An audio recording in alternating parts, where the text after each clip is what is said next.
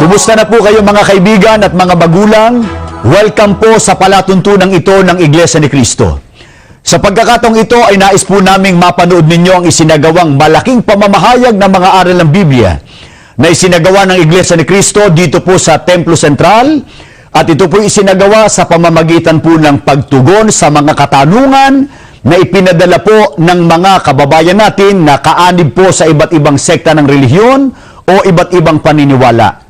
Pakinggan po natin at subaybayan ang nasabing pamamahayag na isinagawa po sa Templo Sentral ng Iglesia ni Cristo. Ang layunin po ng Iglesia ni Cristo sa ganitong mga gawain ay para ibahagi po sa inyo ang aral na aming sinasampalatayanan na pawang mga salita ng Diyos na nakasulat po sa Biblia.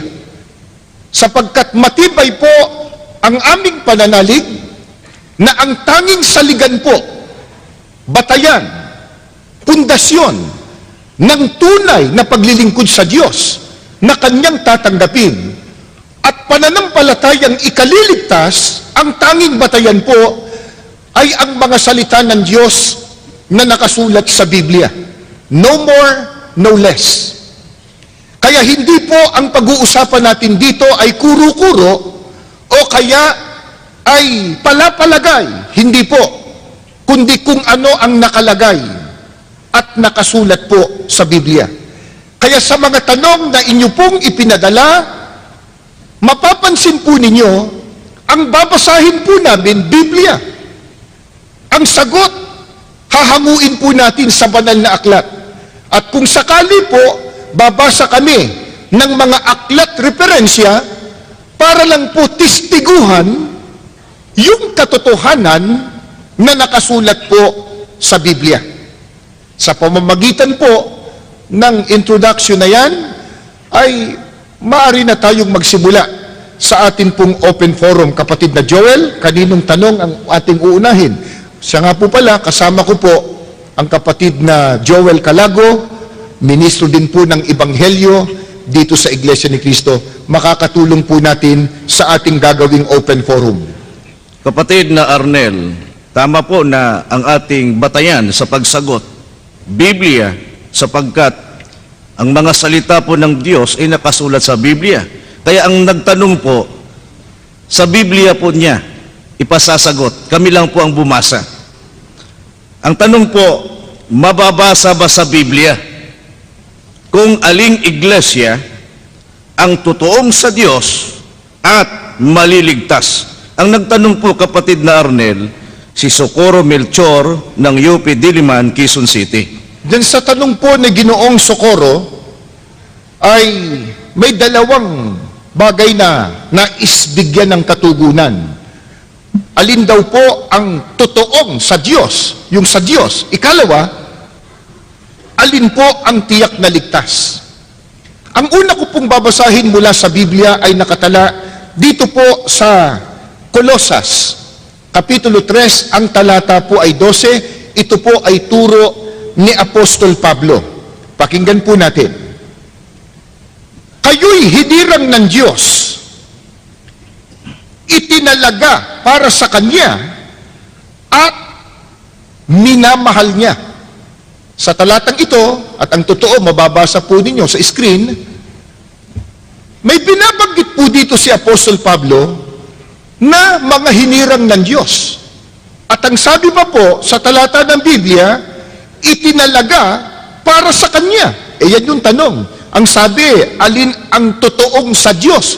Itong itinalaga para sa Diyos at hinirang ng Diyos at minamahal ng Diyos. Ang tanong po, kapatid na Arnel, iglesia, totoong sa Diyos. Ang nabasa po ninyo, hinirang ng Diyos ang itinalaga. Kaya ang tanong po natin, kapatid na Arnel, may mababasa ba tayo sa Biblia yung mga taong itinalaga, hinirang ng Diyos ay nasa loob ng tunay na iglesia? Parang si Socorro, si kapatid na Joel, ano? Hindi pa kasi tapos. Ang binasa po natin ay 12, Ngayon po, 12 at 15. Pakinggan po ninyo. Kayo'y hinirang ng Diyos, itinalaga para sa Kanya, at minamahal niya.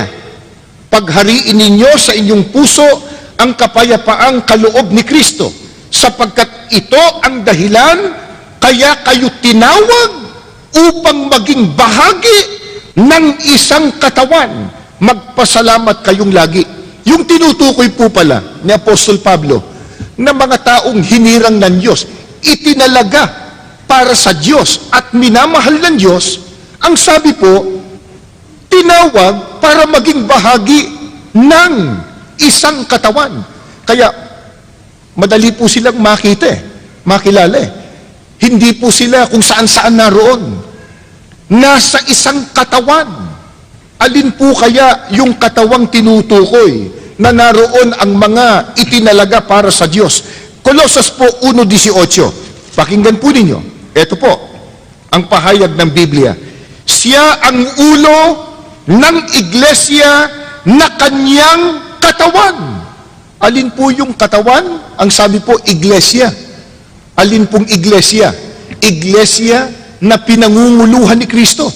Naroon po yung mga sa Diyos. Itinalaga para sa Diyos. Nasa isang katawan, yung katawan, iglesia po na pinangunguluhan ni Kristo. Nasa Biblia ba, kapatid na Arnel, letra por letra, mababasa kung ano ang pangalan sa iglesia na katawan ng ating Panginoong Hesukristo? Opo, Roma 16:16. Yan din po ay turo ni Apostol Pablo. Magbatian kayo ng banal na halik, lahat ng iglesia ni Kristo ay bumabati sa inyo. Letra por letra po, nakasulat. Yung iglesia na katawan ni Kristo, pinangunguluhan ni Kristo, iglesia ni Kristo.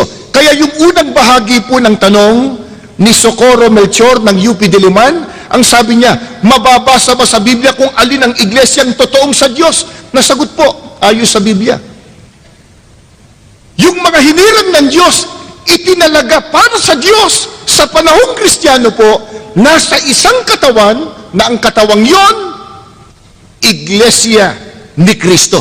Inoong ang ating Panginoong Hesukristo, kapatid na Arnel, nagturo, tiniyak ba ng ating Panginoong Hesukristo na ang mga kaanib sa kanyang iglesia o nasa loob ng iglesia ni Kristo, yun ay sa Diyos? Opo.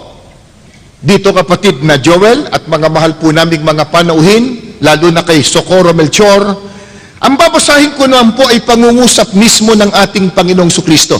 Sa Juan 17:9 hanggang 11, idinadalangin ko sila, hindi ang sanglibutan, kundi ang lahat ng ibinigay mo sa akin, sapagkat sila'y iyo. Ang lahat ng akin ay iyo. Ang lahat ng iyo ay akin. At pararangalan ako sa pamamagitan nila. At ngayon, ako'y papunta na sa iyo. Aalis na ako sa sanglibutan, ngunit nasa sanlibutan pa sila.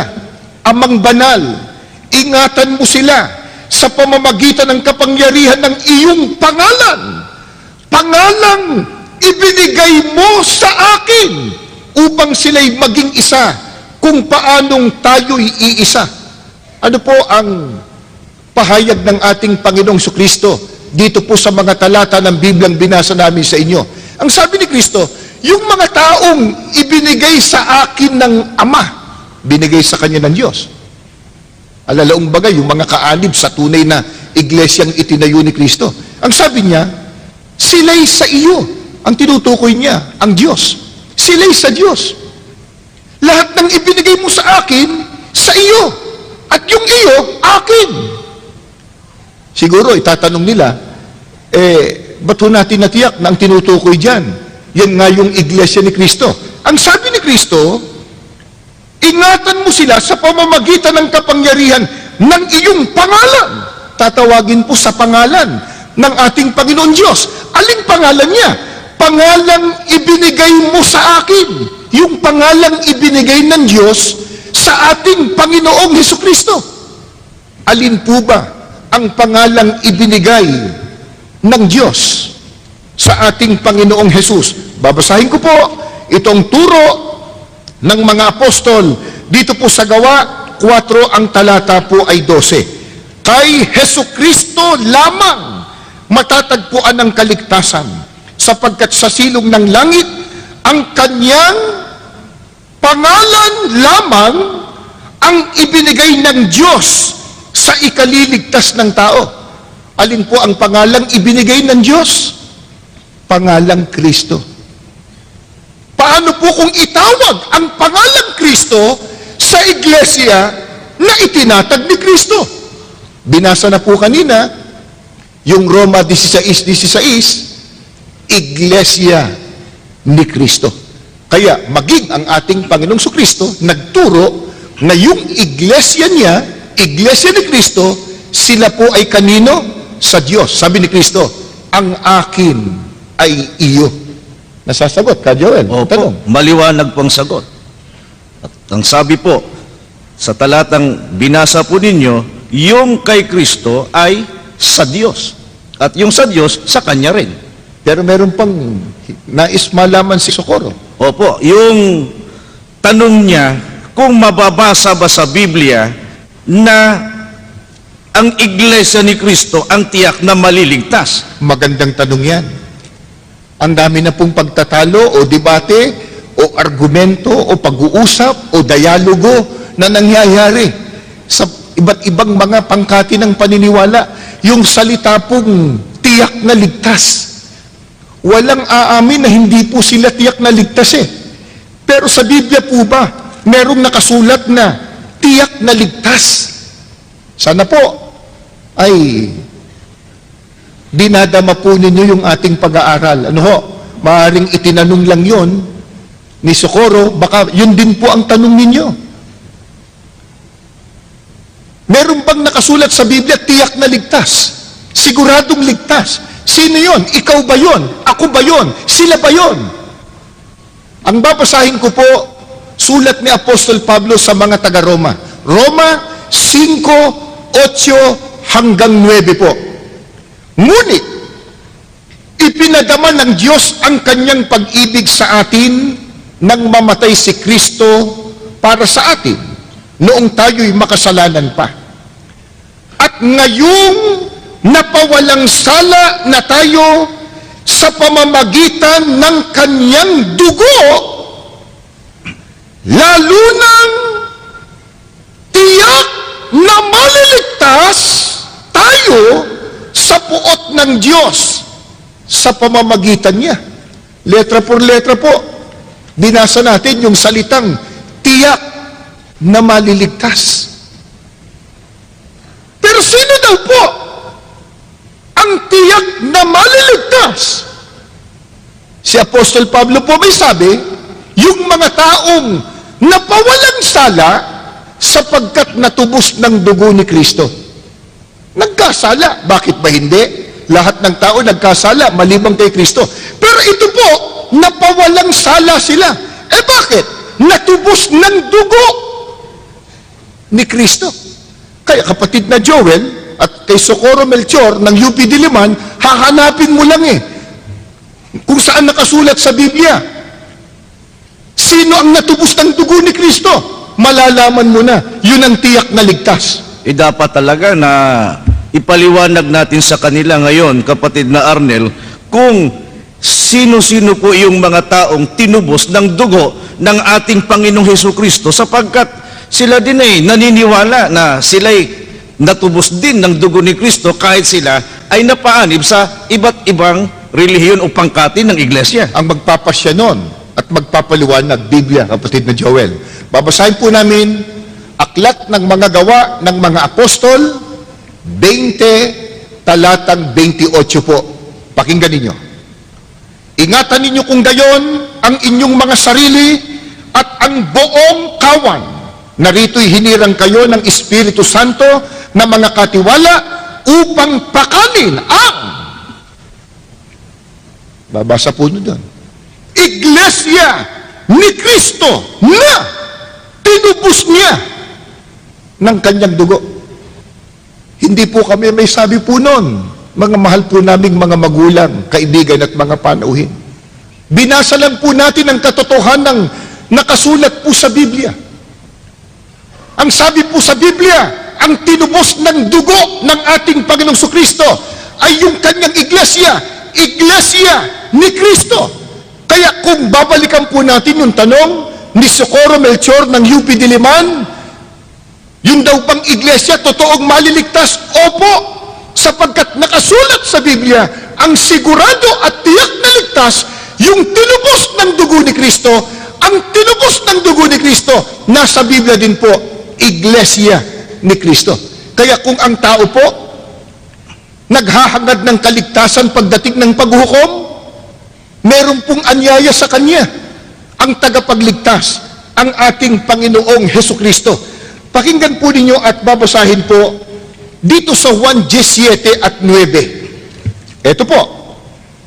Kaya muling nagsalita si Jesus, buong katotohanan sinasabi ko sa inyo, ako ang pintuan ng kulungan ng mga tupa. Ako ang pintuan. Sino man na pumasok sa loob ng kawan sa pamamagitan ko ay magiging ligtas. Siguro po, wala nang pagtatalo kung ang sasagot ay ang ating Panginoong Kristo. Kung ang tanong mo, paano ba ako maliligtas? Sinagot ng Panginoong Kristo. Ang sabi niya, buong katotohanan sinasabi ko sa inyo, ako ang pintuan.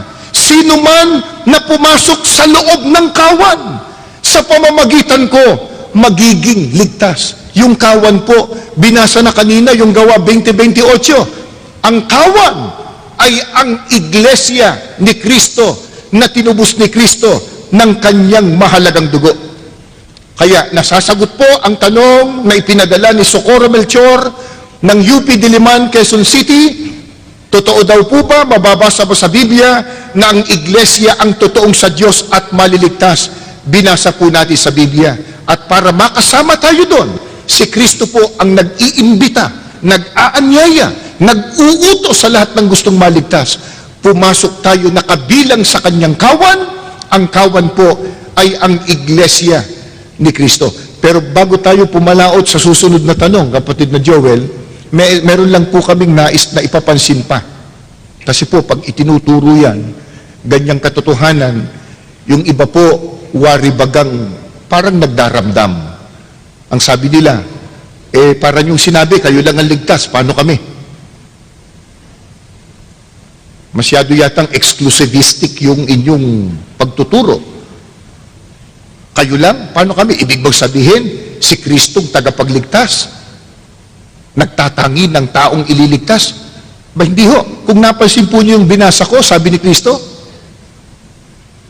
ako ang pintuan ng kulungan ng mga tupa, ako ang pintuan, sino mang taong pumasok sa loob ng kawan, sa pamamagitan ko, magiging ligtas.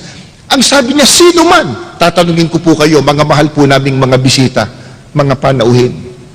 Yung bang salitang, sino man, may itinatangi? Di ba pag sinabing sino man, lalaki, babae, mayaman, dukha, nakapag-aral, hindi, maitim, maputi, ano ba? Sino ka man? Pero ang tangi, yung paraan. Kaninong paraan? Paraan ng tagapagligtas. Siya tagapagligtas eh. Ano paraan niya? Ang sabi niya, pumasok ka sa loob ng kawan sa pamamagitan ko, magiging ligtas. Ang kawan po, yung kanyang iglesia ni Kristo. Kapatid na Arnel, ito po ay napakagandang tanong. Bakit ipinipilit ng Iglesia ni Kristo na ang Katoliko ay sumasamba sa larawan o rebulto? Ang itinuturo sa amin ng mga pari ay ang Diyos ang sambahin. Hindi ba ito ay isang pagpaparatang? Ang nagtanong po, kapatid na Arnel, si Leonardo Gasmen ng Maginhawa Street, Teachers Village East, Quezon City, at itong katanungan ito ay meron ding nagtanong sa SM North, kapatid na Arnel. SM North. Oo. Sige nga. itatanong ko lang sa Iglesia ni Cristo kung bakit wala kayong mga santo at wala kayong prosesyon. Kasi nung January 9 ay mayroon kaming prosesyon dito sa Quiapo. Ang una pong tanong, ipinipilit daw po namin na ang kinagistang relihiyon o Iglesia Katolika sumasamba sa larawan o ribulto. Wala daw pong ganon na itinuturo ang mga pare. Kaya kami daw po nagpaparatang. At pagkatapos yung napanood naman po natin, nagtanong nasa SM North pa siya. Ba't wala daw tayong prosesyon ng santo? Dahil daw noong Enero 9, may prosesyon po na ginawa sa Quiapo, yung kanilang puon na tinawag nilang Black Nazarene, na itim na Nazareno. Pagka black, itim talaga yan, kapatid na Arnel. Mga mahal po naming mga panauhin, mga kaibigan at mga kababayan, hindi po ginawa at hindi po gagawin ng Iglesia ni Cristo ang magbintang o magparatang. Kung sinasabi man po namin na ang kinagistang relihiyon, ang Iglesia Katolika Romana, sumasamba sa larawan, alam po ba ninyong inuulit lang namin yung talagang sinabi po ng Iglesia Katolika sa pamamagitan ng kanilang mga pare? Sila po mismo, ang mga pare mismo, ang nagtuturo at nagsasabi na ang Iglesia Katolika sumasamba po sa larawan. Ano po katunayan? Babasahin ko po ang isang aklat Katoliko. Siya ang inyong pakinggan, ang aral na Katoliko. Ito po ay isinulat ng paring si Enrique Demond. Inilathala ng Catholic Trade School, may imprimu potest at nihil obstat ni Jose Jovellanos, imprimatur ni Jose Bustamante. Babasahin ko po ito dito sa pahina 12. Ito po ang sabi ng pare, hindi po kami. Kung ating sinasamba ang larawan ni Kristong napapako sa krus, dinadasal natin, sinasamba kita, pinupuri Panginoon kong Heso Kristo. Hindi po kami may sabi nun. Sabi ng pare, sa kinagisang relihiyon daw, pag sinasamba nila ang larawan ni Kristo, di sumasamba nga sa larawan. At yung sinasabi nilang imahe na yun, hindi naman po yun ang ating Panginoon sa Kristo eh. Pero wag muna tayo doon. Doon po tayo sa issue. Nagpaparatang daw po Iglesia ni Cristo pag sinasabing ang Katoliko sumasamba sa larawan. Dito po, sa aklat na isinulat ng pare, sinasabi nila, sumasamba sila sa larawan. Hindi lang yan. Ito pa po, munting aklat Katoliko. Ang pamagat po ay katisismo. Ito po ay tinagalog ng paring si Luis de Amezquita. Pakinggan po ninyo ang kanyang sinasabi dito sa pahina 79 pagkatapos po at 82. Pagbangon mo sa banig, sabi, natutulog ka, gusto kasi banig noon eh, no? Ngayon, hindi na yata uso banig eh. Pagbangon mo sa banig, agad kang manikluhod sa harap ng isang krus o isang mahal na larawan. Bakit daw? Ituloy natin. Kung maninikluhod ka sa tapat ng altar, magwika ka ng ganito, sinasamba kita. Hindi po kami may sabi. Dito po sa aklat na isinulat ng pare, ang utos, pagbangon mo sa banig, ni hindi ka pa daw nakapaghihilamos o nakapagmumumog. Agad ka na daw manikluhod sa isang larawan o sa isang krus. At pagka nakaluhod ka, ang sabi ng pare, sabihin mo, sinasamba kita. And totoo, doon pa lang ka, Joel, sa aktwasyon, nakaluhod. At doon sa sinasabi, halata mo na kahit itanggi pa hindi kami sumasabat. Ba't ka nakaluhod? Hindi kami kami sumasamba. Ba't sinasabi ng bibig mo, sinasamba kita? At sa Biblia po, yung pagluhod, katumbas dun, pagsamba eh. Ito po, babasahin ko po itong awit 95. Ang talata po ay 6. Pakinggan po ninyo. O magsiparito kayo, tayo'y magsisamba at magsiyukod. Tayo'y magsiluhod sa harap ng Panginoon na may lalag sa atin. Yung pagluhod, katumbas pagsambe. Ano po sabi ng pare? Pagbangon mo sa banig, agad kang lumuhod sa isang larawan o krus. Pagkatapos magwika ka, sinasamba kita. Hindi lang yan. Ito po, isang aklat Katoliko. Catechism of Christian Doctrine. Nilathala po ng De La Salle College. Alam natin, ang De La Salle College sa isang paaralang Katoliko. No? Catechism of Christian Doctrine, babasahin ko po, ayon na sa pagkakaliwat sa ating wika, sa pahina 95 po. Ito po ay tanong-sagot. Number 13, ang pagsamba ba sa mga santo ay ukol lamang sa kanilang katauhan? Sagot, hindi. Sumasaklaw din ito sa kanilang mga relikya at mga larawan. 14, anong tinatawag nating mga relikya? Tinatawag nating mga relikya, una, ang mga labi ng katawan ng isang santo na pinapaging banal o inihanda sa pagiging banal ng iglesia. Iglesia Katolika yon. Ikalawa, ang mga bagay na naging pag-aari ng mga santo o yaong napadaiti sa kanilang mga katawan, tulad ng kanilang kasuotan, mga ataol at iba pa. 15, dapat ba nating sambahin ang mga banal na larawan? Sagot, dapat tayong magkaroon, lalo na sa ating mga simbahan, ang mga larawan ng ating Panginoon, tulad din ng sa pinagpalang birhen at mga santo, at dapat nating silang bigyan ng kaukulang paggalang at pagsamba. Nagpaparatang po ba kami kung sabihin po natin ang Iglesia Katolika Romana sumasamba sa larawan? Hindi po. Yan pong binasa po natin sa mga aklat Katoliko. At gaya nga nung tanong kanina, nung Ginoo sa SM North, bakit wala daw tayong prosesyon ng mga santo? Yung mismong katunayan po ng kinagis ng reliyon, lumuluhod, nagproposisyon, sumasamba sa mga larawan o sa mga ribulto. Kaya hindi po kami nagpaparatang kung sinasabi po namin yon. Yan po, nakasulat mismo sa mga aklat Katoliko.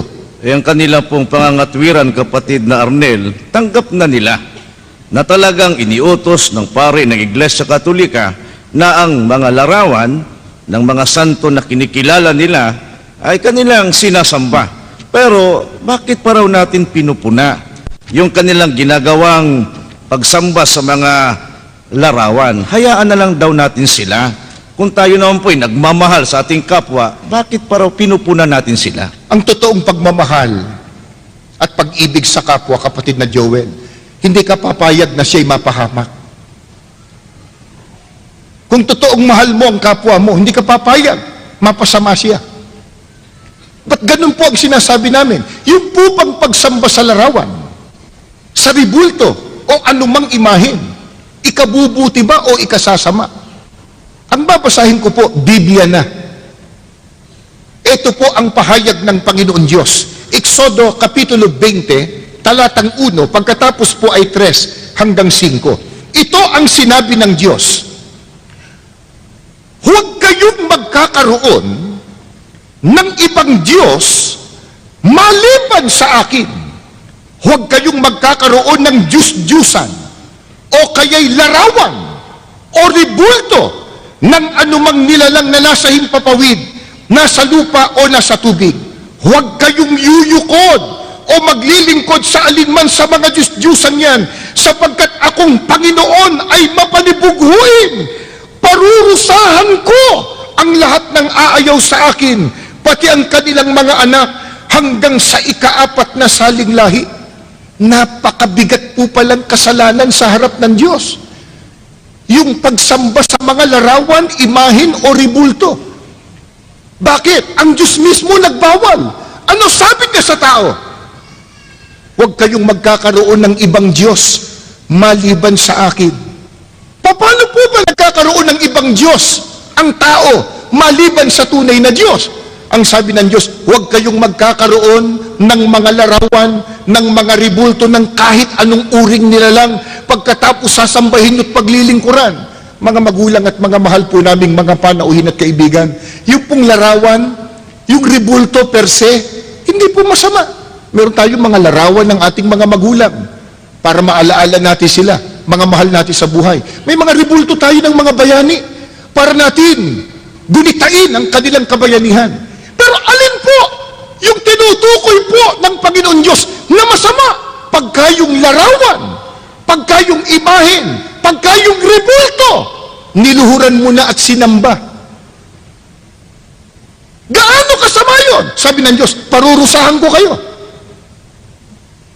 Kaya kung pinupo naman po natin, hindi lang naman pong kinagis ng reliyon, lahat ng uri ng paniniwalang sumasamba sa mga Diyos-Diyusan o larawan, pinupuna po natin, hindi po para sila po'y tulig sa inlang. Hindi po.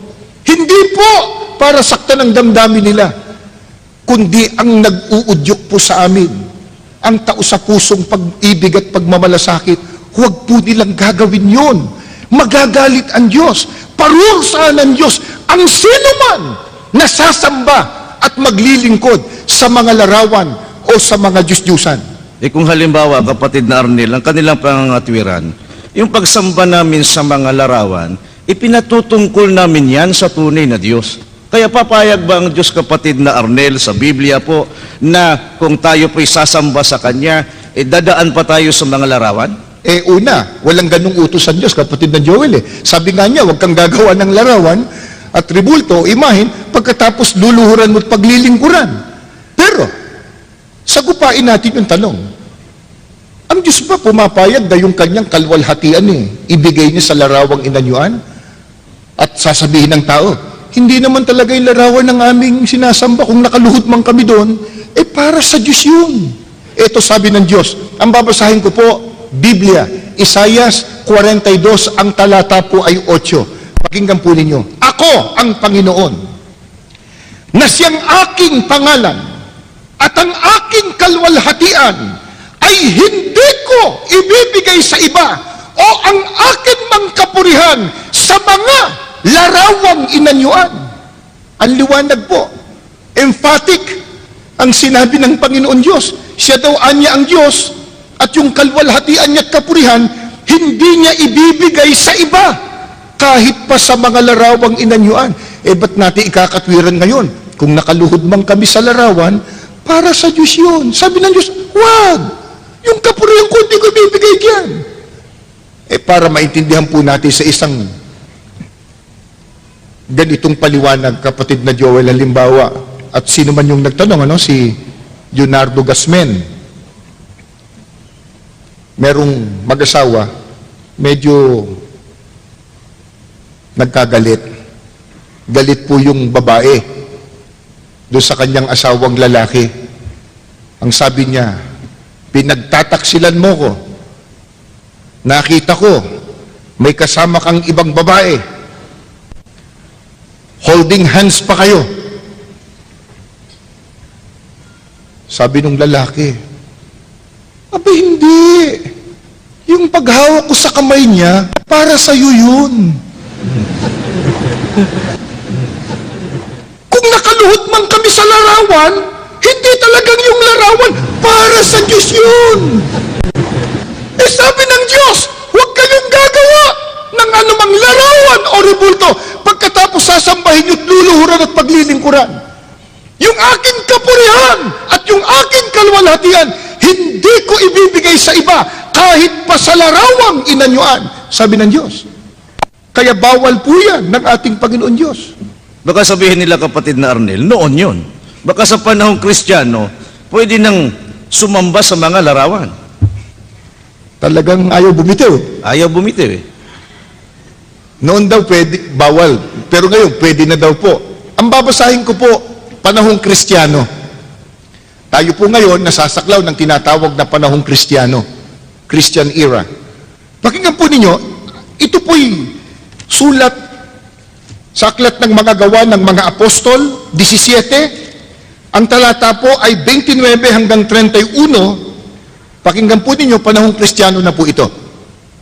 Yamang tayo'y mga anak ng Diyos, huwag nating akalain na siya ay tulad ng larawang ginto, pilak o bato na pawang likha ng isip at kamay ng tao.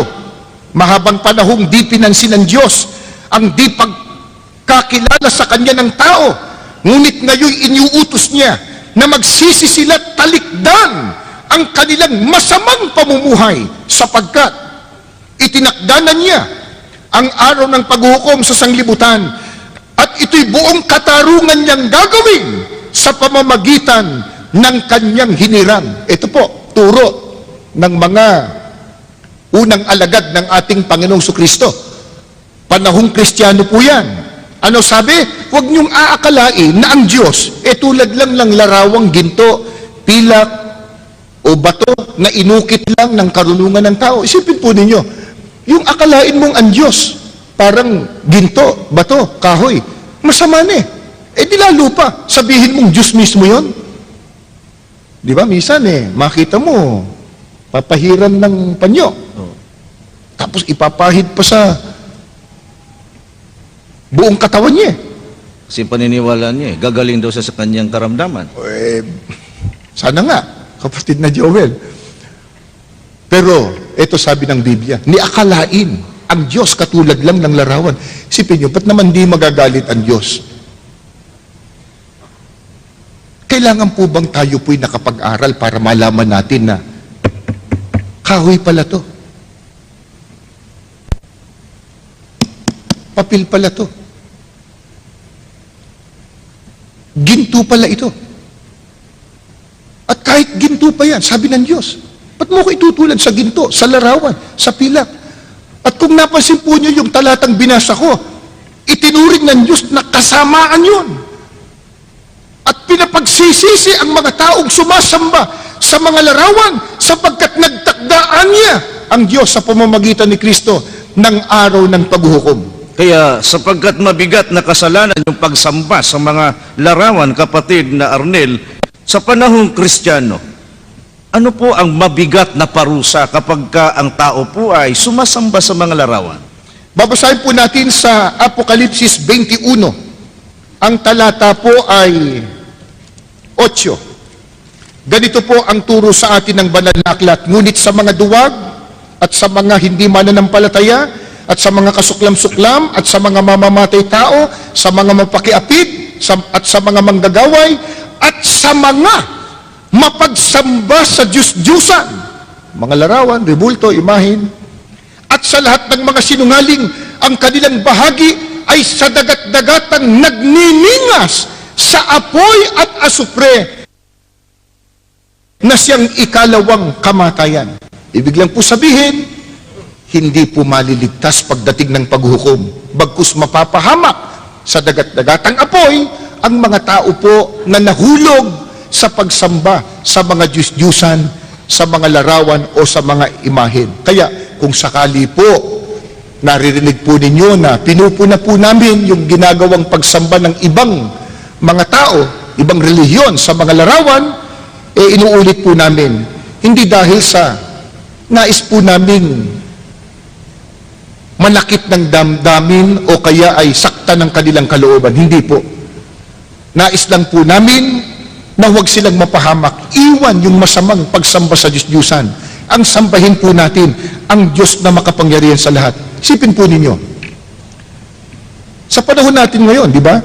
Nagsisikap halimbawa ang mga alagad ng batas, ang mga iba't ibang ahensya ng gobyerno para sugpuin yung mga salot na nangyayari sa ating lipunan. Halimbawa, yung drug addiction.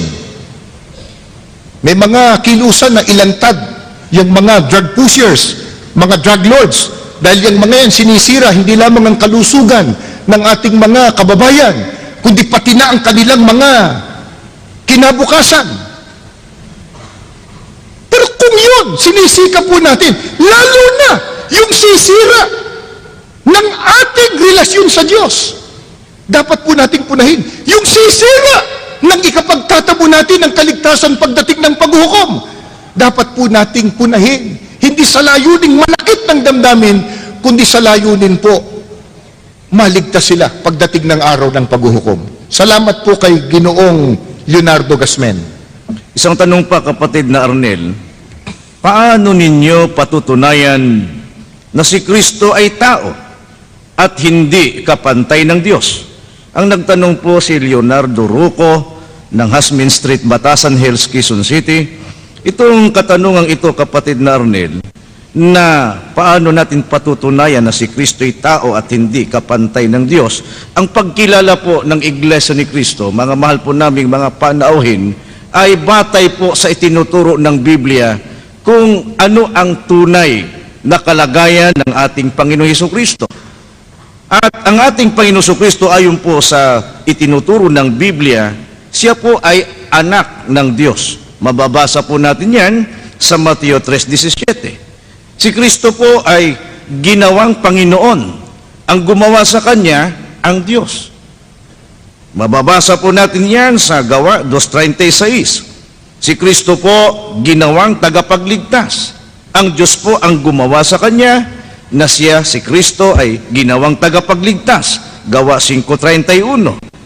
Ang ating Panginoong Hesukristo ay ginawang isang tagapamagitan sa tao at saka sa Diyos.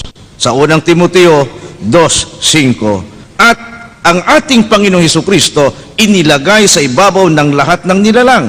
Ang Diyos pong naglagay sa Kanya, ang tunay na Diyos. Efeso 1:20 hanggang 22. At ang ating Panginoong Hesukristo pinadakila ng tunay na Diyos, at ang Diyos mismo ang may utos na si Kristo ay dapat ding sambahin. Inisa-isa lang po ni kapatid na Joel yon, dahil po sa yung iba po na nakabalita ang pagkakilala namin sa likas na kalagayan ng Panginoong Kristo ay tao at hindi Diyos. Pinararatangan po ang Iglesia ni Kristo na hindi daw po kami kumikilala kay Kristo.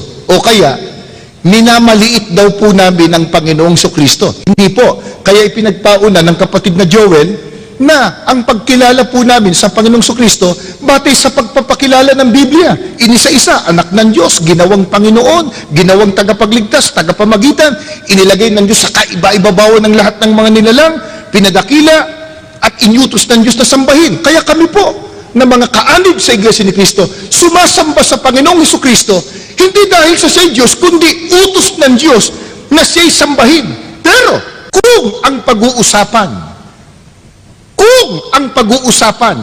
yung likas na kalagayan niya, gaya ng tanong ni Leonardo Rocco ng Batasan Hills, mapatutunayan daw ba talagang si Kristo ay tao batay sa Biblia?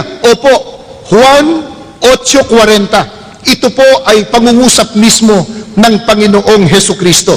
Ito po, ngunit ngayoy pinagpipilitan ninyong patayin ako na isang taong nagsasalita sa inyo ng katotohanang narinig ko sa Diyos. Siguro naman, kumbaga, sa kasabihan nga nila, tapos na boxing dapat dito Kasi si Kristo po mismo nagsasalita Ano sabi niya? Ako na isang tao. Di tapos na, usapan dapat. Siya may sabing siya tao Anong uring tao siya? Na isang taong nagsasalita sa inyo ng katotohanan na aking narinig sa Diyos. Kasama sa katotohanan, yung sinabi niya na siya'y tao.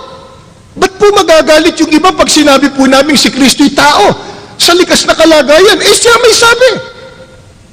At hindi lamang po ipinakilala niya na siya ay tao sa likas na kalagayan, pinatunayan pa niya, hindi siya ang Diyos. Naiba siya sa Diyos. Sapagkat ang sabi niya, isang taong nagsasalita sa inyo ng katotohanang narinig ko sa Diyos. Iba po ang Diyos na napakinggan ng taong si Kristo. Iba si Kristo na taong nakarinig sa Diyos. At hindi lang yan. Nang iwan ni Kristo ang mga apostol, umakyat na po siya sa langit. sa piling ng tunay na Diyos, ng Ama. Naiwan po mga apostol dito sa lupa. Ano ipinangaral ng mga apostol? Kung ano ang tunay na likas na kalagayan ni Kristo. Dito po sa unang Timoteo 2:4 hanggang 5, babasahin ko po sa inyo. Ito po. Nais ng Diyos na ang lahat ay maligtas at malaman ang buong katotohanan na ito nga ay meron lamang isang Diyos at si Kristo Jesus ang tanging makapaghahatid sa atin sa Diyos. Si Jesus ay totoo ngang tao at ibinigay niya ang kanyang sarili upang iligtas tayong lahat. Ito sabi ng mga apostol. Ano sabi? Si Kristo ay totoo ngang tao. Pag sinabi mong hindi siya tao, yun ang hindi totoo. Alin po ang totoo? Yung sinabi ni Kristo at itong ipinangaral ng mga apostol. Meron silang sinasabi ka Joel Ang sabi po nila, kapatid na Arnel, mayroon bang mababasa sa Biblia na mismo ang Diyos nagpapatunay na si Kristo'y tao sa kalagayan? Meron tayong mababasa niya. At hindi lang yan, ang isa pang sinasabi nila, kapatid na Joel, kung hindi Diyos si Kristo, ba't anya nakagagawa ng himala o milagro? Huwag po nating kalilimutan, kahit ang dyablo gumagawa ng milagro para dayain ng tao Pero tunay bang Diyos yun? Ang mga propeta, ng mga nauna, panahon ng mga magulang, panahon ng mga propeta, nakagawa din ng mga milagro. Ibig ba sabihin, Diyos sila? At ang totoo, ang mga apostol man, gumawa din ng milagro. Pero ibig ba sabihin, Diyos din sila? Darami ang Diyos pagka ganon. Pero, ang tanong, kung si Kristo man po na ating Panginoon, nakagawa ng mga himala, kababalaghan, milagro, ano lamang pong ibinabadya nun? Ibig bang sabihin siya'y Diyos? Ito po, babasahin ko po sa Gawa 2:22. Ganito po ang turo ng banal na kasulatan. Mga lalaking taga-Israel, pakinggan ninyo ang pananalitang ito. Si Jesus na taga Nazaret, taong pinatunayan sa inyo ng Diyos sa pamamagitan ng himala at mga kababalaghan at mga tanda na ginawa ng Diyos sa gitna ninyo sa pamamagitan niya, gaya ng alam na ninyo. Ang gumawa pala noon, sino po? Ang Diyos. Kinasangkapan lang ang ating Panginoong Hesus Kristo sa pamamagitan ni Kristo. Pero namamalagi po, ang sabi, anong likas na kalagay ni Kristo? Taong pinatunayan ng Diyos. Hindi sinabing Diyos na pinatunayan ng Diyos. Magiging dalawa Diyos. Si Kristo, taong pinatunayan ng Diyos sa pamamagitan anyo ng mga himala at kababalaghan ng gumawa ang Diyos sa pamamagitan ng ating Panginoong Hesus Kristo. Imari sabihin nila, kapatid na Arnel, baka po pinapayagan na ang tao ay maging Diyos. Sila may sabi nun. Pero yan bang sabi ng Diyos? Basahin po natin dito sa Ezekiel 28. Ang talata po ay 2. Ganito po ang itinuturo ng banal na kasulatan. Ito po, anak ng tao, sabihin mo sa prinsipe na sa Tiro, ganitong sabi ng Panginoong Diyos, sapagkat ang iyong puso ay nagmataas at iyong sinabi, ako'y Diyos.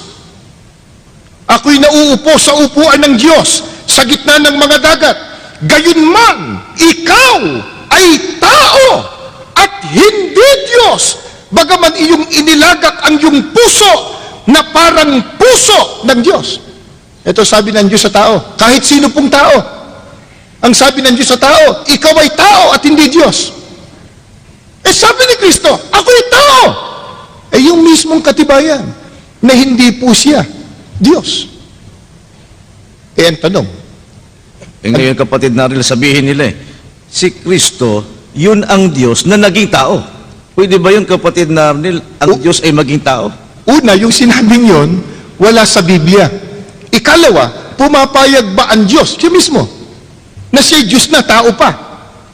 Ang binasa ko po sa inyo kanina, 28:2 ng Ezekiel. Ngayon po, Oseas 11:9 po. Pakinggan po ninyo. Hindi ko isasagawa ang kabangisan ng aking galit, hindi ako babalik upang ipahamak ang Ephraim, sapagkat ako'y Diyos at hindi tao. Ang tunay bang Diyos pumapayag na siya po'y Diyos na, tao pa? Ba hindi? Ano sabi niya? Ako'y Diyos, hindi tao. Nung basahin ko tumisang, kapatid na Joel, may nagsabi, wala naman siya sinabi dyan na hindi siya payag ah. Ang tanong, yung bang sabi niyang ako'y Diyos, hindi tao, payag ba siya? Yung bang hindi payag? Sagot kayo. Hindi po. Hindi. Ang sabi ng Diyos, ako'y Diyos, hindi tao.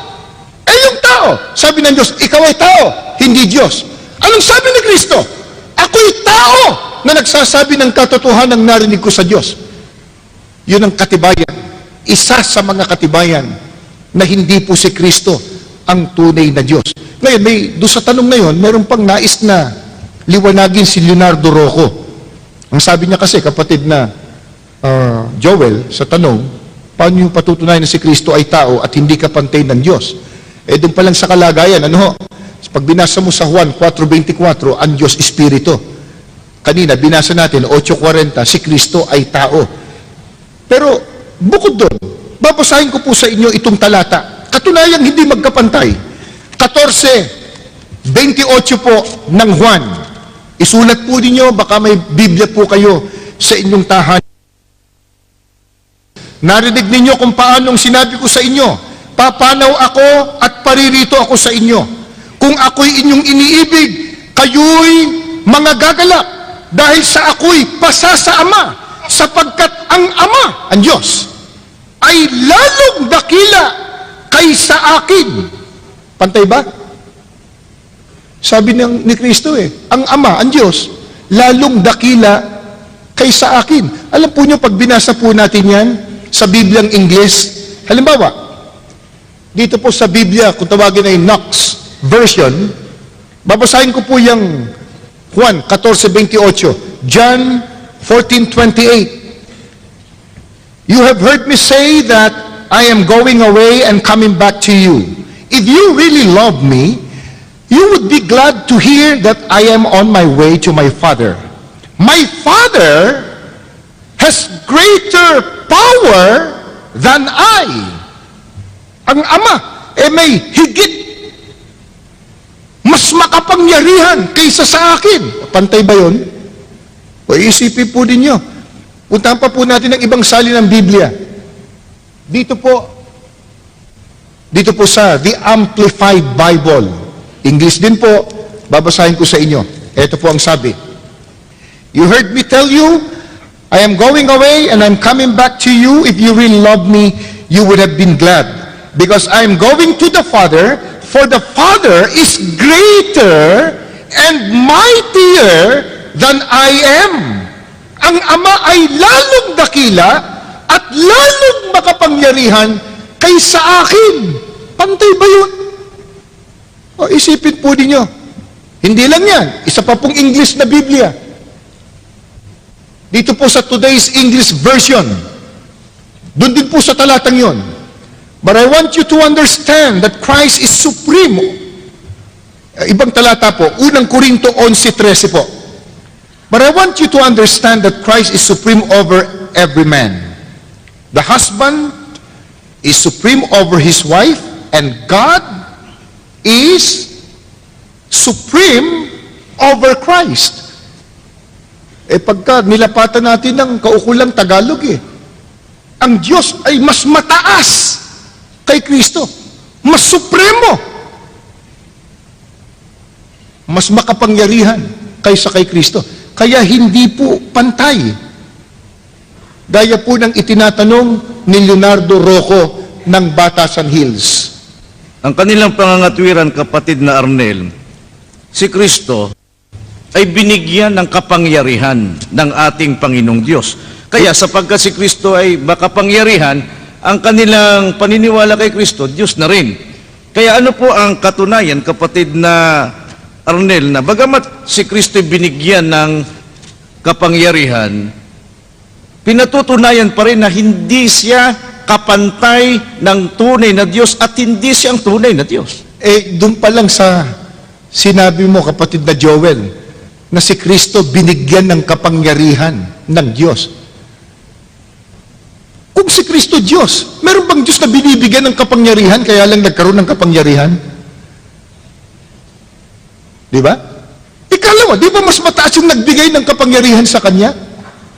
Pero gayon pa man, kahit binigyan ng kapangyarihan si Kristo, ano ang katunayan? Hindi po ibig sabihin doon Diyos na rin siya.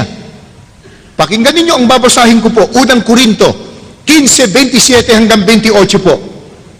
Ganito ang sinasabi ng kasulatan: ang lahat ng bagay ay lubusang pinasuko sa Kanya ng Diyos, ngunit sa salitang lahat ng bagay, maliwanag na hindi kasama rito ang Diyos, na siyang naglagay ng lahat ng bagay sa ilalim ng kapangyarihan ni Kristo.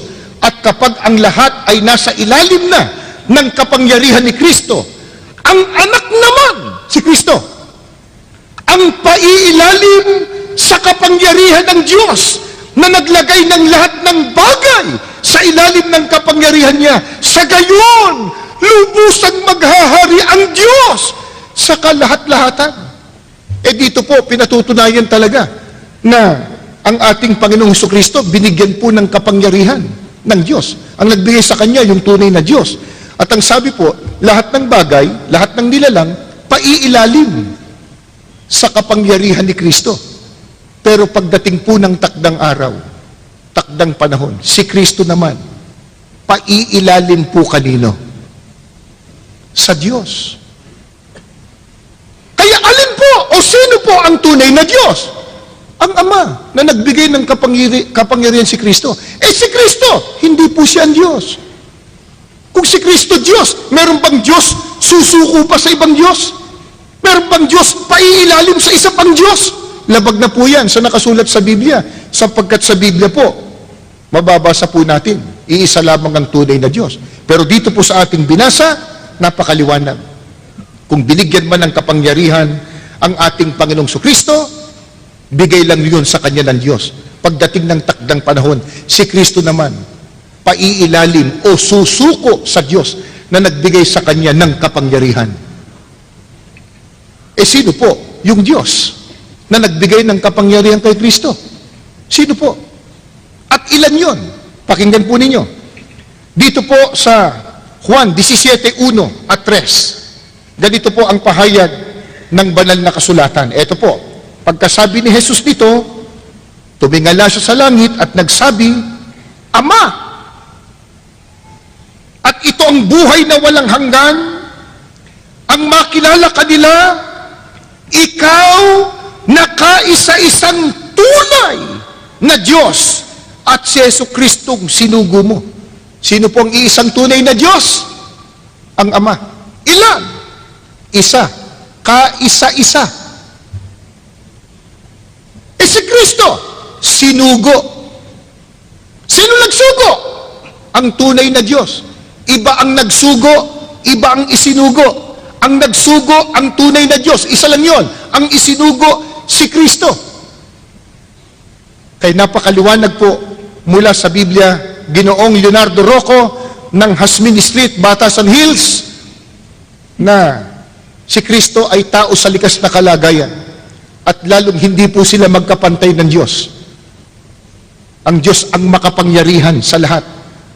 Ang iisang Diyos, ang Ama na nasa langit.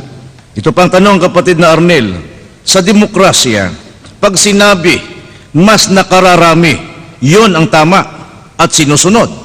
Hindi ba mas marami kaming mga Katoliko kaysa miyembro ng Iglesia ni Kristo? Bakit sinasabi ninyo na kayo ang totoo at ligtas, samantalang mas kakaunti kayo? Ang nagtanong po si Laila Santos ng UP Diliman, Quezon City, at ito po ay meron ding kinunan natin ng videotape sa West Avenue, Quezon City, kapatid na Arnel. Panoorin nga po natin.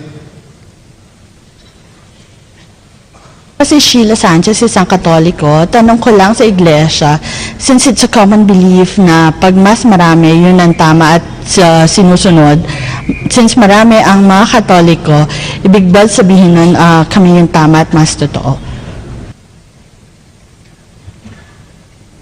Kasi palasak yung paniniwalang the voice of the people is the voice of God. Sabi nila, no? Sabihin, pag mas marami daw, yun daw po ang totoo at yun daw po ang tama. Hindi po natin matatanggap ang ganung paniniwala. Hindi po porkit mas marami ang naniniwala sa isang paniniwala, eh yun na po ang totoo. Halimbawa po, noon po, hindi pa maunlad ang siyensya, ang agham. Ang paniniwala po ng marami, ang mundo flat. Di ba? Ang mundo flat. Porque ba't halos lahat ng tao noon, sa panahong yun, yun ang paniniwala. Yun na po ang totoo. Napatunayan. Ngayon, ano po ang mundo? Ano po? Bilog. Bilog. Ang totoo, pag binasa mo sa Biblia, sa Isaiah 40:22, mababasa mo talaga, kahit hindi pa naiimbento teleskopyo, kahit hindi pa nakapag-circumnavigate ang tao sa mundo, basahin lang ang Biblia. Nakasulat doon na ang mundo po bilog . He that sitteth in the circle of the earth, sa King James Version, siya na nakaupo sa balantok o kabilugan ng mundo. Pero noon po, ang paniniwala ng marami, ang lupa o ang mundo, flat. May paniniwala pa noon, ang mundo daw, may tukod, at may lumitaw pa. Yung tinatawag na Greek mythology, ang mundo daw, pasan-pasan ni Atlas. Yan paniniwala ng marami noon. Dahil ba sa marami ang naniniwalang ganon, totoo na yon? Hindi ho. Ngayon, yung po bang pagiging marami sa bilang, katibayan ng pagiging totoo? Yun ang tanong ni Sheila Sanchez Common belief daw. At pagkatapos, tanong ni Laila Santos, sa demokrasya, pag mas marami, yun ang totoo. Eto ho. Patutunayan po natin na hindi gayon.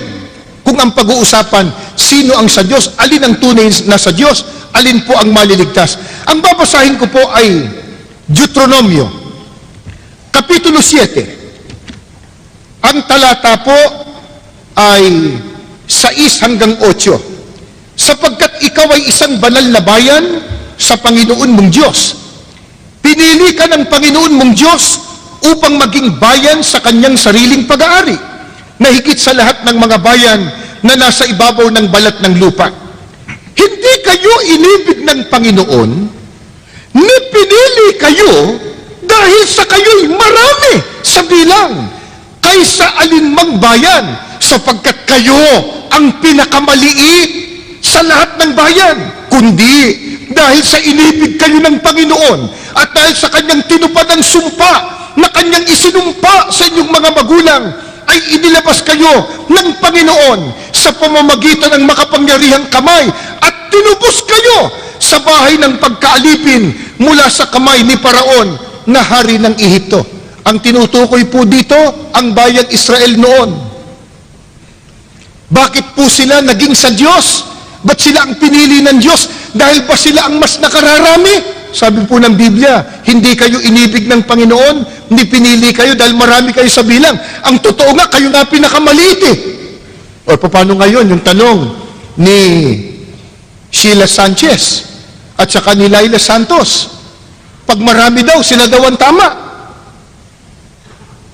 Mali na yan, dito sa nakasulat sa Biblia.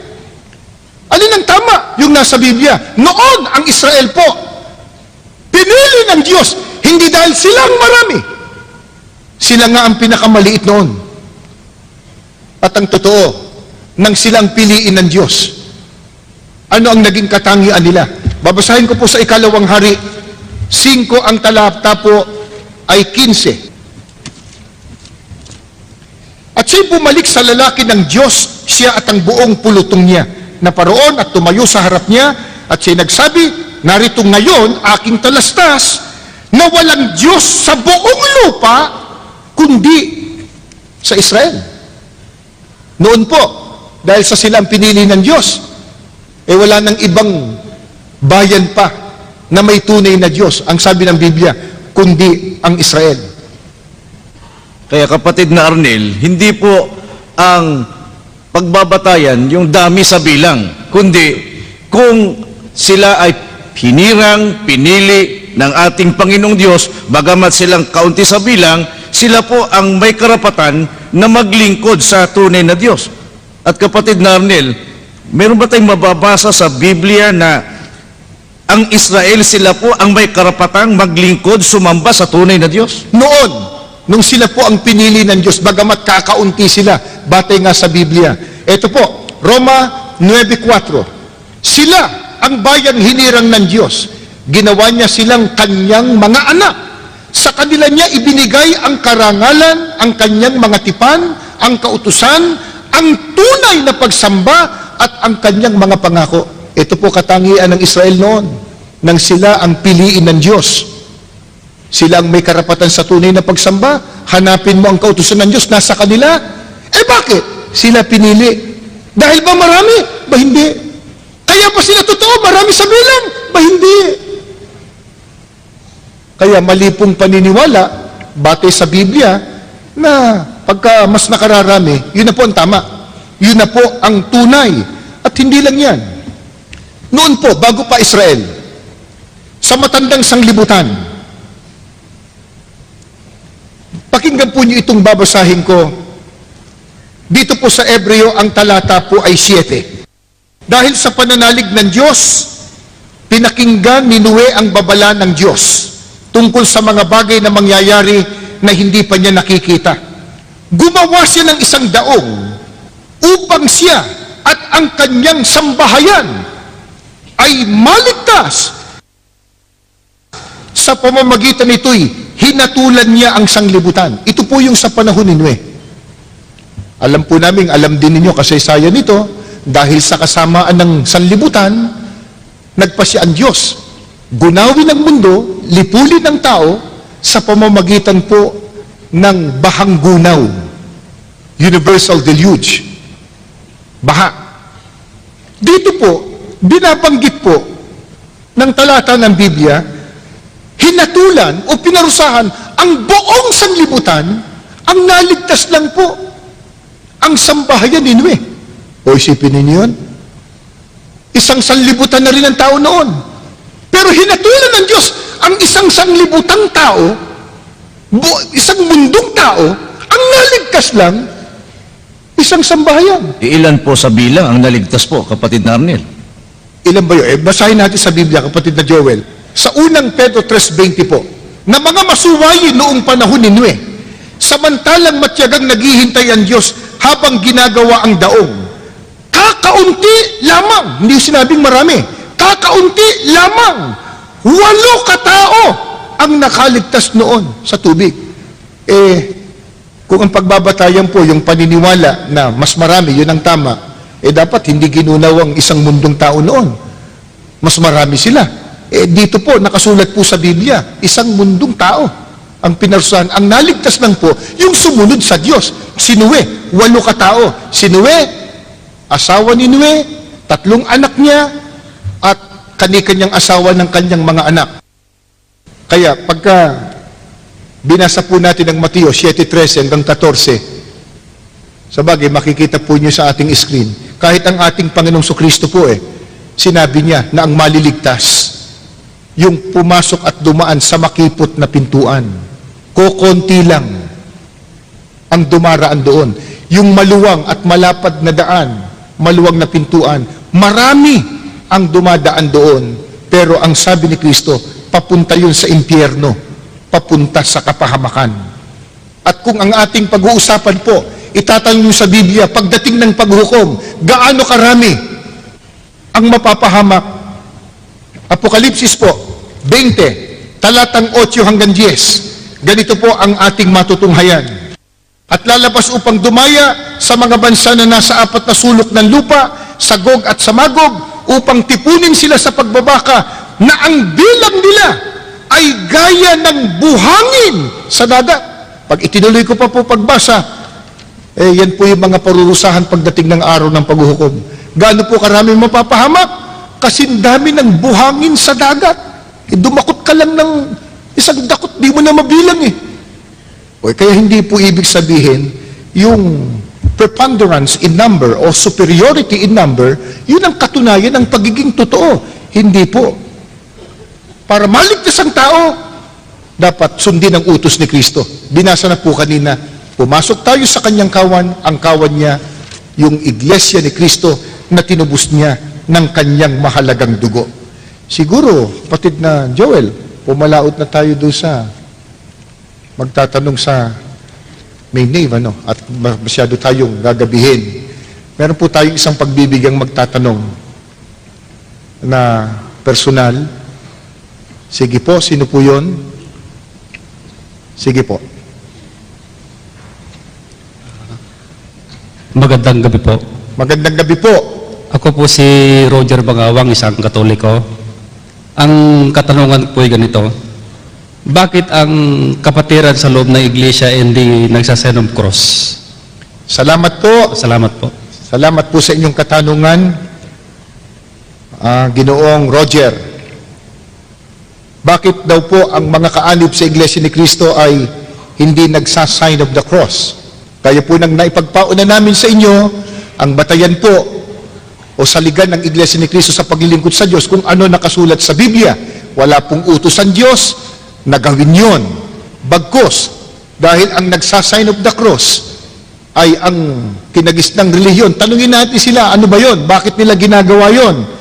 Babalikan ko po itong Aklat Katoliko, siyang inyong pakinggan, Aral Katoliko. Sa pahina 11, ito po sabi niya,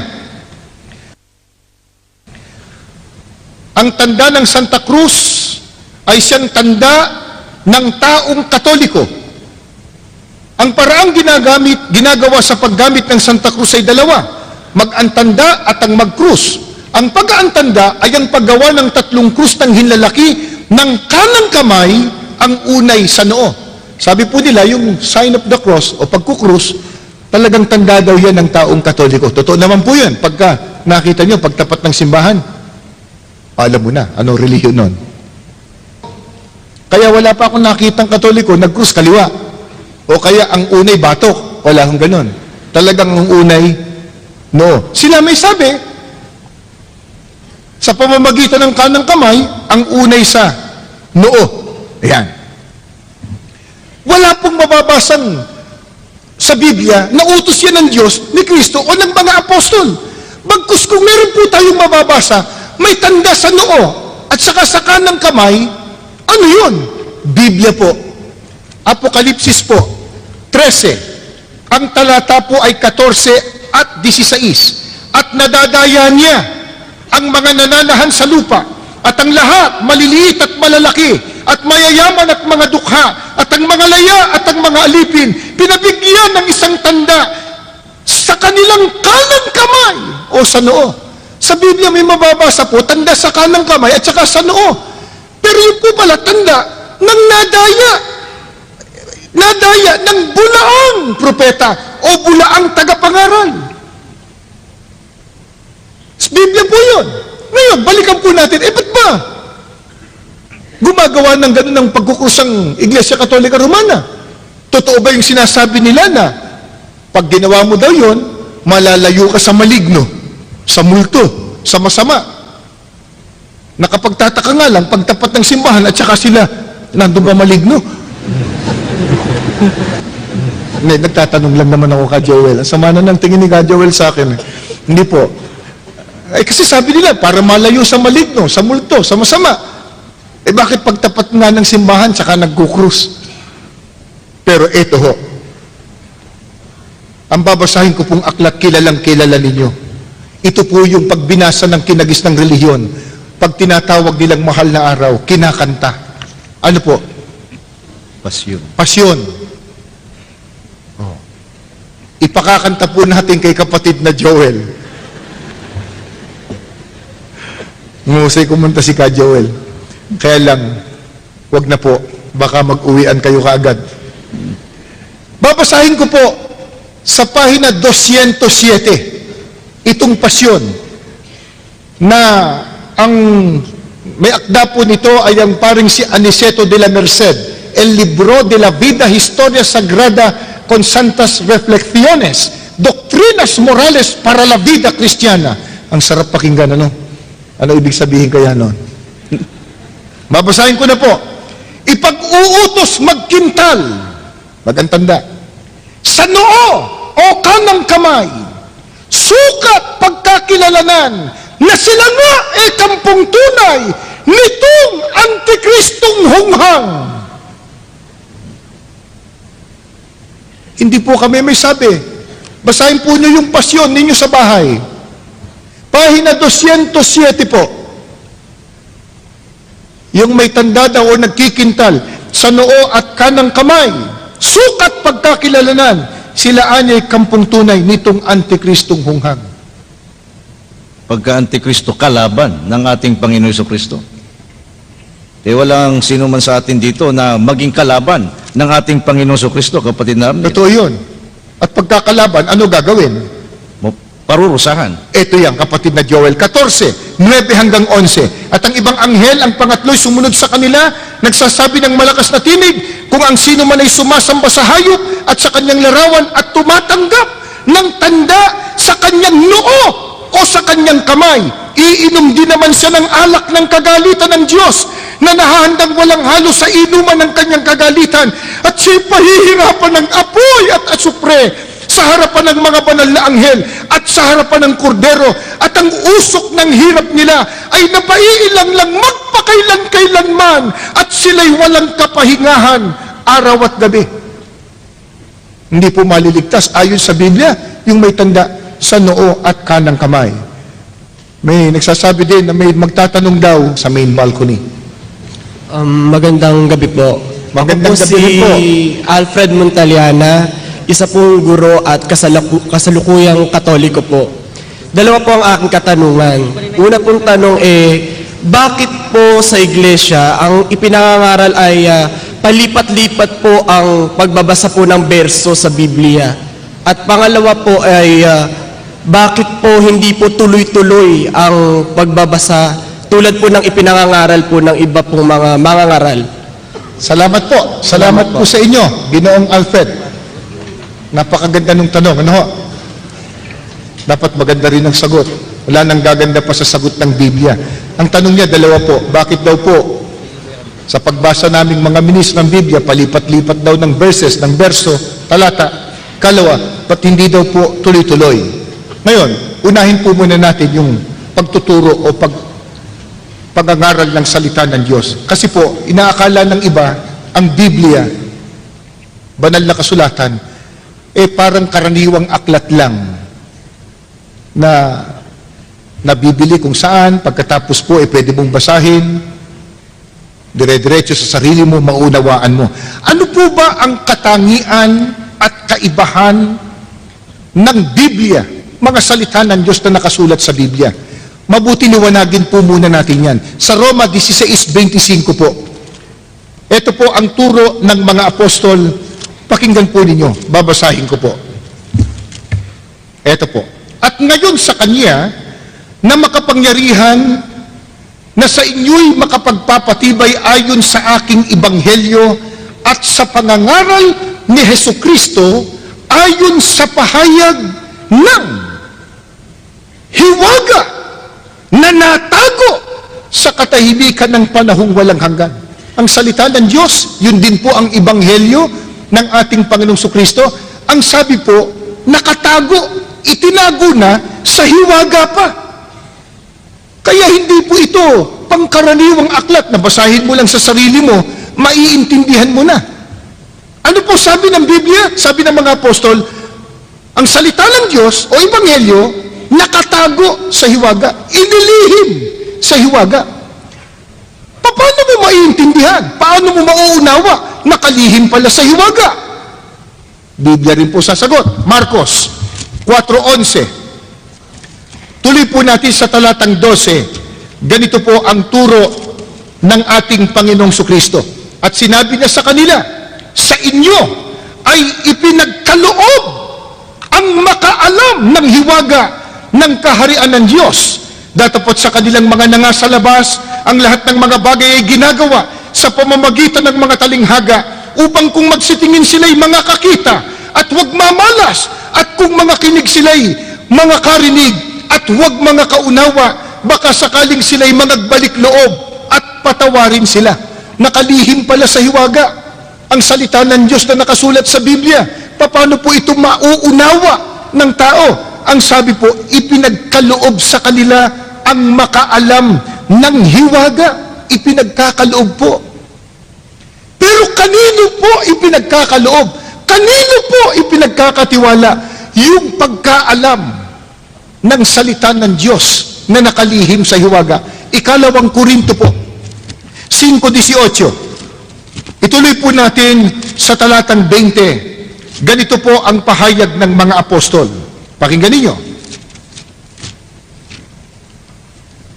Datapot ang lahat ng mga bagay ay pawang sa Diyos, na pinakipagkasundo tayo sa Kanya rin sa pamamagitan ni Kristo, at ibinigay sa amin ang ministeryo sa pagkakasundo, sa makatwid bagay na ang Diyos kay Kristo ay pinakipagkasundo ang sanlibutan sa Kanya rin, na hindi ibinibilang sa kanila ang kanilang mga kasalanan, at ipinagkatiwala sa amin ang salita ng pagkakasundo.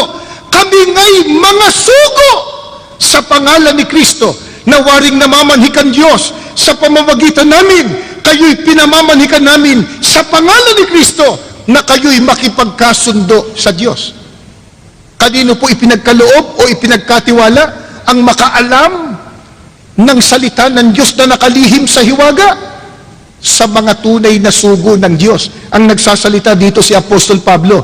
Ano sabi niya? Ipinagkatiwala sa amin yung ministeryo at salita ng pagkakasundo. Alin po yung salita ng pagkakasundo? Yan din po ang aral ng Diyos. Bakit sinabing salita ng pagkakasundo? May dapat pa pagkasunduin. Sino? Ang tao at ang Diyos. Bakit? Nagkahiwalay bakit? Nang ang tao magkasala, nahiwalay sa Diyos. Ano kailangan? Ipakipagkasundo ang tao sa Diyos. Pero paano? May magtuturo ng salita ng pagkakasundo o salita ng Diyos na nakasulat sa Biblia. Sino magtuturo? Ipinagkatiwala sa amin, sabi po, ang salita ng pagkakasundo. Sino? Kami nga'y mga sugo sa pangalan ni Kristo. Kaya hindi po lahat, hindi kahit sino, hindi kumuha ka ng Biblia, pwede na. Ay, hindi ho. Yung iba na bilanggulang, nagbasa ng Biblia sa bilangguan, paglabas, nangangaral na. Hindi ganon. Nakalihim sa hiwaga yan. Paano malalaman? Kaloob. Kanino? Sa mga tunay na sugo ng Diyos. Kaya, pag hindi po tunay na sugo ng Diyos, may karapatan bang mangaral ng salita ng Diyos? Roma 10:15 po. Pakinggan po ninyo. At paano silang magsisipangaral kung hindi sila mga sinugo? Tanong ni Apostol Pablo, naroon na sagot. Obvious ang sagot. Ano sa tanong ni Apostol Pablo? Paano silang mangangaral? Hindi naman sila sugo. Ano katumbas? Pag hindi po sugo ng Panginoon Diyos, walang karapatang mangaral. Paano kung mangahas mangaral? Hindi naman pala sugo. Pag-aralan man ang pag-aralan, makakarating ba sa pagkaunawa ng katotohanan? Ikalawang Timoteo, Kapitulo 3, ang talata po ay 7, na laging nagsisipag-aral, lagi. At kailan pa man ay hindi nakararating sa pagkaalam ng katotohanan. Paano po kung hindi tunay na sugo ng Diyos? Kung mangahas mangaral, mangahas pag-aralan sa kanyang sarili, itong Biblia, makakarating ba siya sa pagkaalam ng katotohanan?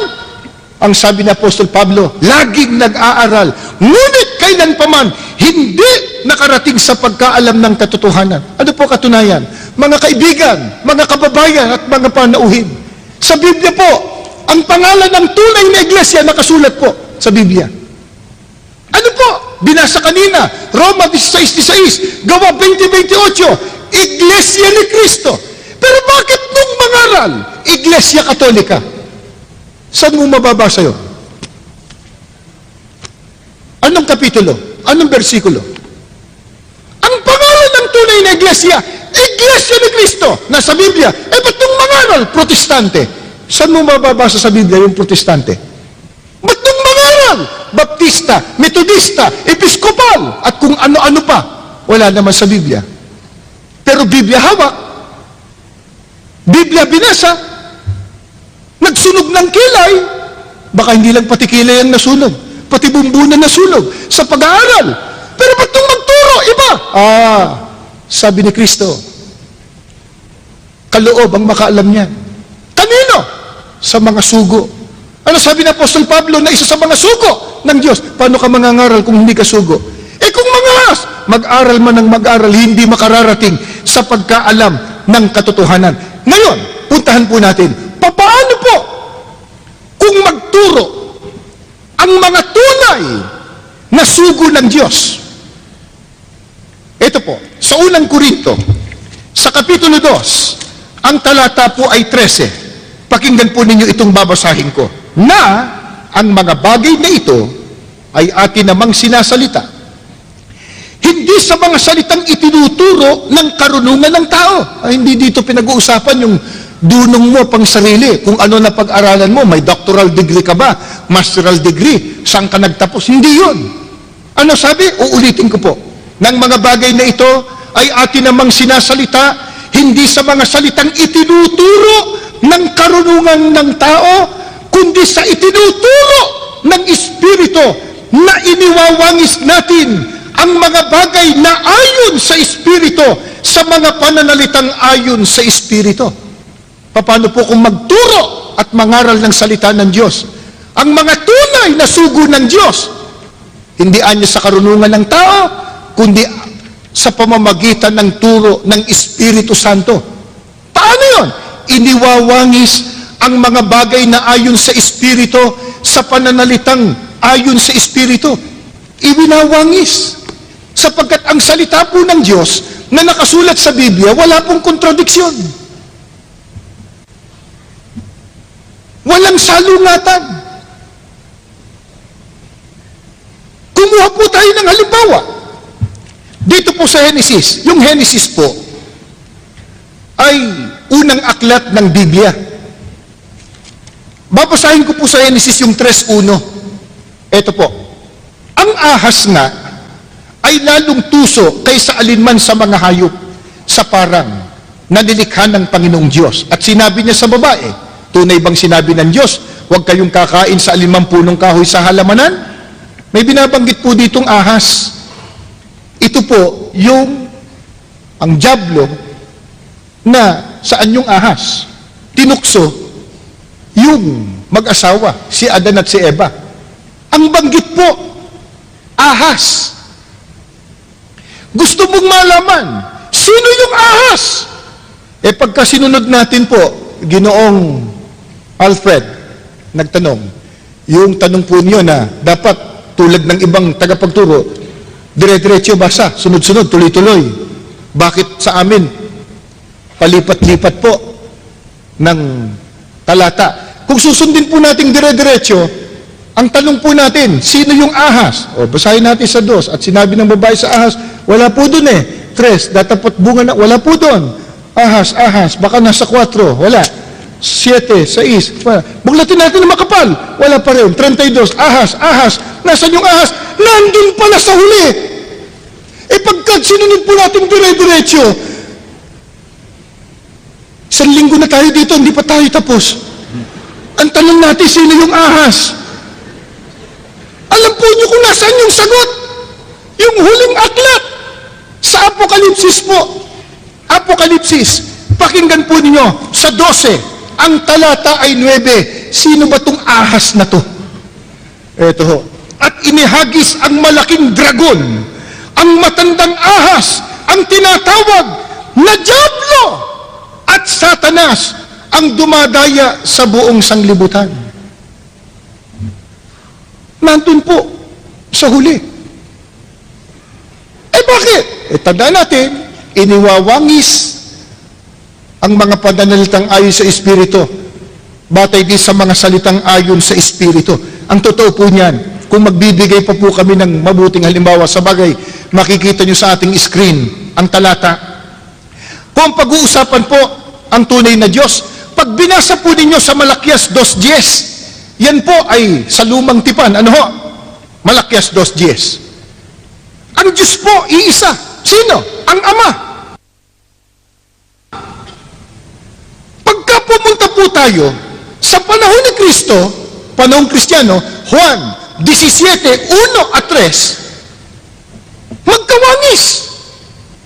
Ang turo ni Kristo, ang Ama lamang, ang tunay na Diyos.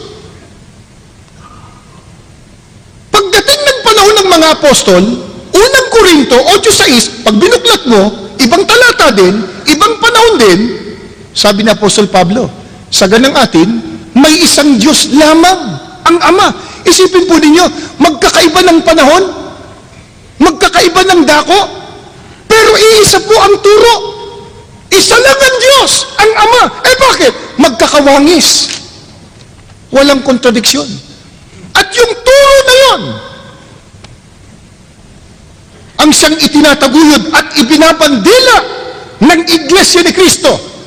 Mula pa ng mangaral, ang kapatid na Felix Manalo nang nabubuhay pa, sapagkat siyang kinikilala po naming sugo ng Diyos sa mga huling araw. Nanindigan siya sa harap nino man at saan man. Isa lang ang Diyos, ang Ama.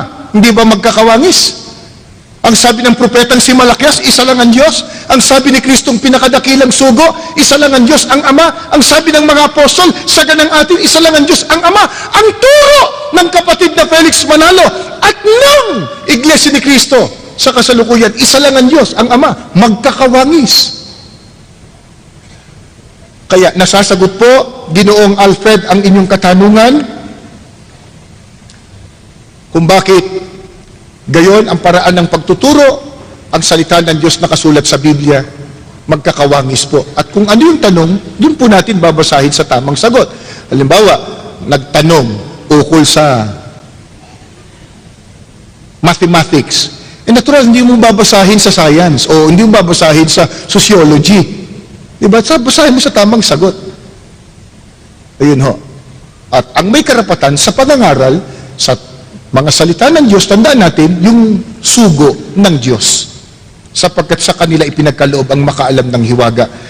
Huli na po, na tanong, mula po sa, saan manggagaling kapatid na? Sa Uvis Avenue po, Quezon City. Ito po yung nakunan po natin ng video. Sige po. Ako si Eric Malibunas, ang Katoliko. Nais ko lang itanong kung bakit niyo itinuturo na kailangan mo nang maging miyembro ng Iglesia ni Cristo para maligtas. Sapagkat yun po ang nakasulat sa Biblia. Pero alamin muna natin, sino ba talagang may gusto na ang lahat po ng tao maligtas?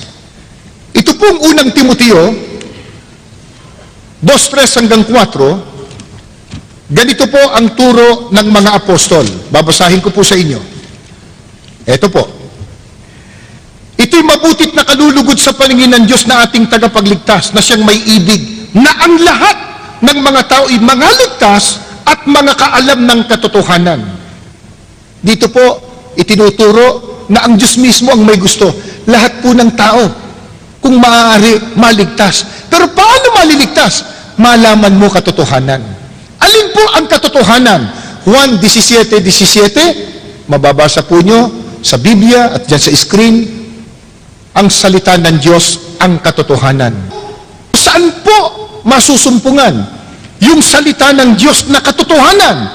2 Timoteo 3:15 hanggang 16 po, nasa mga banal na kasulatan. Sa makatwid, hindi po kuro-kuro o palapalagay o opinyon ang katotohanan na ikaliligtas. Ang katotohanan pong ikaliligtas, salita ng Diyos na nakasulat po sa Biblia. Ano ang utos ni Kristo para matupad ang kalooban ng Diyos na ang tao po ay maligtas? Babasahin ko po yan. Sa Marcos po, 16:15 hanggang 16. At sinabi niya sa kanila, magsiyaon kayo sa buong sanlibutan, inyong ipangaral ang ebanghelyo sa lahat ng kinapal. Ang sumasampalataya at mabautismuhan ay maliligtas. Datapot ang hindi sumasampalataya ay parurusahan. Para masunod po yung kalooban ng Diyos na ang tao maligtas sa parang malaman ng katotohanan, ang turo ni Kristo, ipangaral ang ebanghelyo sa lahat ng kinapal. Kaya ang iglesia po ni Kristo, wala pong tigil na ipinag-aanyaya sa inyo ang ebanghelyo, ang salita ng Diyos. Kaya po meron tayo ngayong open forum, meron tayong ganitong malaking pamamahayag. Utos ni Kristo yon para masunod yung gusto ng Diyos na ang tao po ay maligtas. Hindi ka maliligtas pag hindi mo nalaman yung katotohanan. Pero sapat bang nalaman mo, sampalatayanan mo? Paano pagsampalataya? Pag binasa mo ang Juan 8:31, susundin mo yung katotohanang salita ng Diyos. Ngayon, ano po ang isa sa mga katotohanang itinuro ni Kristo sa ikaliligtas? Binasa na po natin kanina yan. Pero mababasa niyo po uli sa ating screen sa 1:7 at 9. Si Kristo po ang may sabi na kinakailangan pumasok sa loob ng kanyang kawan. Sino mang pumasok sa loob ng kawan ay magiging ligtas. Yung gustong maligtas may gagawin. Hindi sasampalataya ka lang, paniniwalaan mo lang. May aksyon, may gagawin ka. Ano yun? Papasok ka sa loob. Loob ng ano? Kawan. Alin po yung kawan? Gawa 20:28, binasa ko na rin po kanina. Mababasa nyo uli sa ating screen. Ang kawan po ay ang iglesia ni Kristo na tinubos niya ng kanyang mahalagang dugo. Kaya para maligtas ka, sundin mo ang turo ng ebanghelyo, ang turo ni Kristo, na ikaw ay maging kaanib sa kawan ni Kristo, iglesia ni Kristo. At pinatunayan niya ng mga apostol nang maliligtas po yung iglesyang itinatag ni Kristo. Dito po sa Efeso 5:25 at 23, mga lalaki, ibigin ninyo ang inyong asawa, gaya ng pag-ibig ni Kristo sa iglesia. Inihandog niya ang kanyang buhay para rito. Sapagkat ang lalaki ang ulo ng kanyang asawa, tulad ni Kristo, na siyang ulo ng iglesia, na kanyang katawan at siyang tagapagligtas nito. Sa mga talatang yan, marami po tayong madadampot na napakahalaga. Una, yung iglesia, minahal ni Kristo, pinaghandogan niya ng kanyang buhay. Yung iba pong nangangaral, wala nang iglesia pa. Eh bakit sinabi ng Biblia, mahal ni Kristo iglesia, pinaghandogan niya ng kanyang buhay? Hindi na kailangan ng iglesia. Eh yung iglesia siguro nila. Pero yung tunay na iglesia, mahalaga. Minahal ni Kristo eh. At ang sabi po, ililigtas ni Kristo yung iglesia na katawan niya. Hindi po natin itinuturo na ang iglesia tagapagligtas. Hindi ho. Minsan kasi pinararatangan kami, o yan na naman ng mga iglesia, ituturo ng iglesia tagapagligtas. Wala po kaming ganung aral. Ano po ang turo na amin pong itinataguyod? Ang tagapagligtas, si Kristo. Pero kung si Kristo po ang tagapagligtas, ang kanyang ililigtas, yung iglesia na katawan niya, iglesia na pinangunguluhan niya, iglesia na kawan niya, iglesia tinawag sunod sa kanyang pangalan, iglesia ni Kristo. Yan po ang dahilan kung bakit itinuturo ng iglesia ni Kristo na kailangang umanib ang tao sa iglesia ni Kristo para maligtas.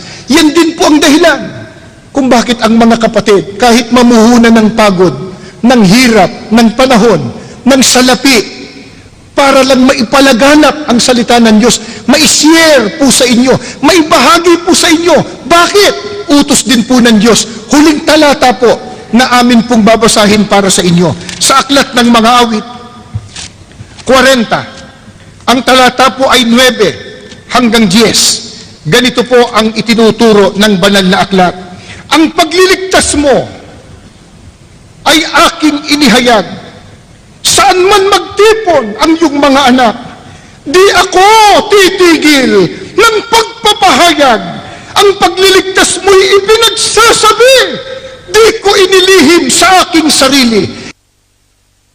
Pati pagtulong mo't pag-ibig na tapat sa mga lingkod mo'y isinisiwalat. Ang mga nakabahagi sa pangakong pagliligtas, alalaong bagay mga kaalib sa loob ng tunay na iglesia, hindi po titigil ng pagsisiwalat at pag-aayag ng gagawing pagliligtas ng Diyos sa pamamagitan ni Kristo at ng kanyang banal na iglesia. Yan po ang dahilan kung ba't narito kayo ngayon. Yan po ang pinakalayunin, ba't po kami nag-anyaya sa inyo? Bilang pagsunod sa mga utos ng Diyos.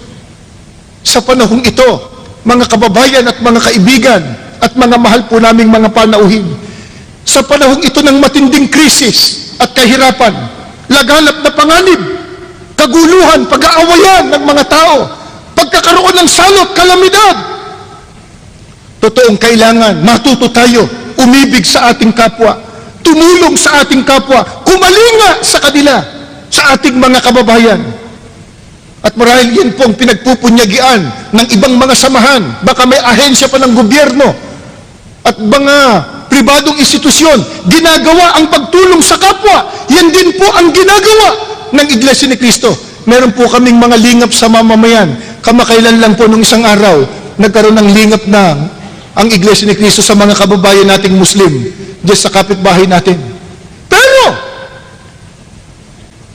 ang matinding pananalig po namin, ang higit sa lahat na pinakamahalagang maitutulong po namin sa aming kapwa, maiaambag po namin sa inyo, ay ibahagi sa inyo kung ano po ang salita ng Diyos, yung dalisay na salita ng Diyos na nakasulat sa Biblia, sapagkat yun ang maghahatid sa atin, hindi lamang sa ikabubuti ng ating buhay dito sa mundo, higit sa lahat, sa pagtatabo ng kaligtasan pagdating ng paghuhukom.